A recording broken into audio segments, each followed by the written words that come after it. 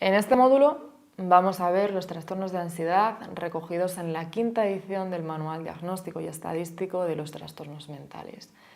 Para ello seguiremos una clasificación que diferencia el eje de este mecanismo que nos compete en trastornos de ansiedad primarios y otros que pueden estar relacionados.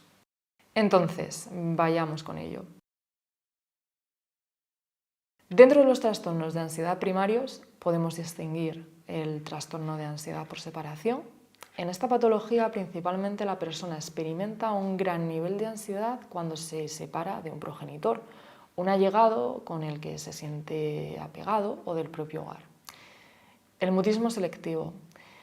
El niño experimenta un fracaso al hablar en situaciones sociales, con lo que decide no hablar, excepto cuando está solo o con personas cercanas. Por otro lado estaría la fobia específica. Las personas que tienen alguna fobia específica experimentan una ansiedad o un miedo intenso ante unos objetos o situaciones específicas. Los ejemplos más característicos suelen ser los animales, las tormentas, las alturas, la sangre, aviones, sitios cerrados o cualquier situación que pudiera causar asfixia, sensación de vómito o el desarrollo de alguna enfermedad.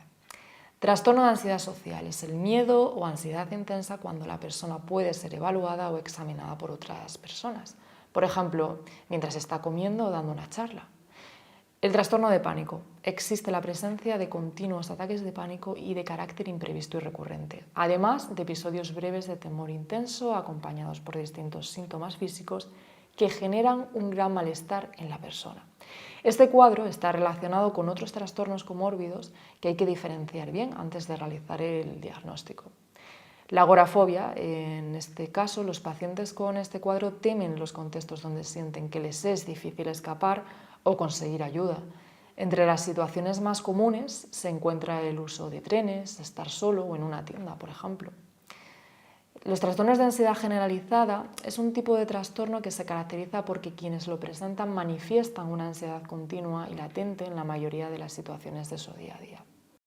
En cuanto a los trastornos de ansiedad inducido por sustancia o medicamento, el consumo de una sustancia o medicamento desembocaría en diversos trastornos de ansiedad o ataques de pánico.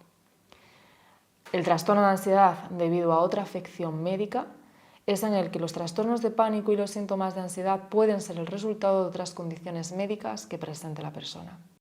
Y otros trastornos de ansiedad especificado o no especificado conllevaría en esta categoría el que las personas presentaran síntomas que no corresponden con ninguno de los cuadros anteriores.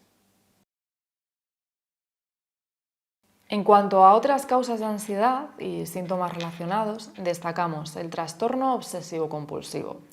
Este tipo de trastorno implica que quienes lo presentan se inquieten por pensamientos o conductas repetidas que son en mayor medida irracionales y de una intensidad que provoca malestar. En el trastorno de estrés postraumático, un evento traumático para la persona o la presencia de un hecho de estas características se experimenta de nuevo una y otra vez acompañado de ansiedad. En cuanto al trastorno de estrés agudo, este cuadro es muy similar a trastornos de estrés postraumático, con la excepción de que comienza durante o inmediatamente después de un evento estresante y tiene una duración de un mes o menos. Los trastornos de la personalidad por evitación, en los que las personas que tienen un trastorno de personalidad intentan no interactuar con otras personas como consecuencia del miedo que experimentan ante la posibilidad de ser criticados o rechazados por los demás. Habría un detalle clave y es el especificador en el que se establece si hay una tensión ansiosa en el trastorno, por ejemplo, depresivo mayor. Esto se refiere a aquellas personas que con un diagnóstico de trastorno depresivo de depresión mayor también presentan una gran tensión y ansiedad. Los trastornos de síntomas somáticos y trastornos de ansiedad por enfermedad, como por ejemplo puede ser una enfermedad cardíaca, el hipertiroidismo, el asma, la epilepsia. Hay que tener en cuenta que el pánico y otros síntomas de ansiedad constituyen parte de ciertos cuadros de síntomas somáticos y del trastorno de ansiedad por enfermedad.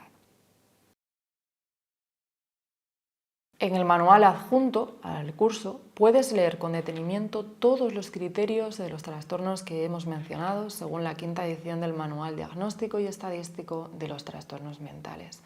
Además, acuérdate de leerlos con detenimiento.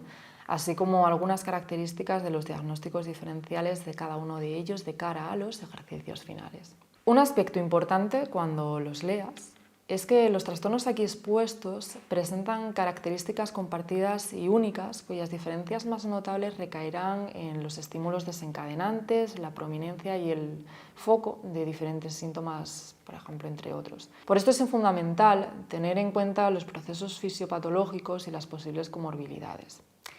En cuanto a esto último, es importante recalcar que no solo se trata de identificar un diagnóstico diferencial, sino también la posible aparición de múltiples diagnósticos y la priorización de una gestión más intensiva para las personas que presenten tales comorbilidades. Quiero recalcar una cosa muy importante, y es que aunque utilizaremos esta clasificación, invitamos asimismo a entender que la salud mental ha de comprenderse no desde una definición categórica, sino como un continuo, teniendo en cuenta un enfoque dimensional para completar los límites del diagnóstico. De esta forma, es importante considerar un concepto continuo de salud y enfermedad mental que asuma una dimensión desde síntomas psiquiátricos severos a síntomas subclínicos leves o inexistentes.